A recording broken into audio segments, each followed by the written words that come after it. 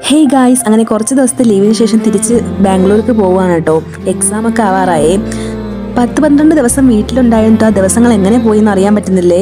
അതൊക്കെ ഈ കിച്ചണിൽ വന്നപ്പോഴത്തേക്ക് ഉമ്മ അച്ചാറിടുന്നുണ്ടായിരുന്നേ കൊണ്ടുപോകാനായിട്ട്. അങ്ങനെ അച്ചാറെല്ലാം ഇട്ട് കഴിഞ്ഞിട്ടുണ്ടായിരുന്നേ. അങ്ങനെ പോകാൻ നേരം ഉമ്മ ഫുഡൊക്കെ വാരത്തുന്നിട്ടുണ്ടായിരുന്നേ. ഇന്നും കൂടെ ഇല്ല ഇങ്ങനെ വാരത്തരാൻ പറ്റൂ, ഇനി ഒരു മാസം കഴിഞ്ഞിട്ടല്ലേ ഇങ്ങനെ കഴിക്കാൻ പറ്റൂ. ഇപ്പം എന്നോട് പുറത്തു പോയി പഠിക്കുന്നതിനെ പറ്റി ചോദിച്ചാൽ ഞാൻ പറയും വീട്ടിൽ നിന്ന് പഠിക്കുന്നത് നല്ലതാണ്. അത് വേറൊന്നും കൊണ്ടല്ല കേട്ടോ. വീടും വീട്ടിലുള്ളവരെയൊക്കെ മിസ് ചെയ്യണമെങ്കിൽ നമ്മൾ മാറി തന്നെ നിൽക്കണം കേട്ടോ, എന്നാലേ നമുക്കത് മനസ്സിലാവും. പിന്നെ എല്ലാ സാഹചര്യമായിട്ടും പൊരുത്തപ്പെടണമല്ലോ. ഞാൻ ഈ പറയുന്നത് കൂടുതലും റിലേറ്റ് ചെയ്യാൻ പറ്റുന്നത് വീട്ടിൽ നിന്ന് മാറി നിൽക്കുന്നവർക്കായിരിക്കും.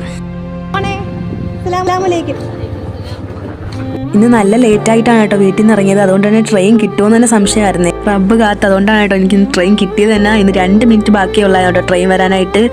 ഈ ട്രെയിൻ പോയിരുന്നെങ്കിൽ ഇന്ന് ലോക്കലിൽ പോകേണ്ട അവസ്ഥ എനിക്ക് ആലോചിക്കാൻ പോലും പറ്റുന്നില്ല കേട്ടോ. നല്ല തിരക്കായിരുന്നേ. ഒന്നാമത് ക്രിസ്മസ് ഒക്കെ കഴിഞ്ഞിട്ട് പോകണോണ്ട് തന്നെ നല്ല തിരക്കുണ്ടായിരുന്നു കേട്ടോ.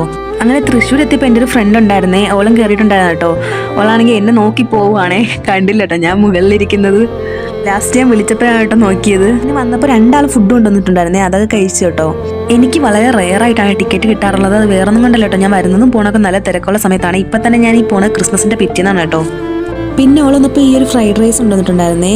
അങ്ങനെ അതൊക്കെ കഴിച്ചിട്ടുണ്ടായിരുന്നു രാത്രി 10 മണിയൊക്കെ ആയപ്പോൾ. അപ്പോൾ ഓക്കെ, ബൈ ഗൈസ്, ടാറ്റ.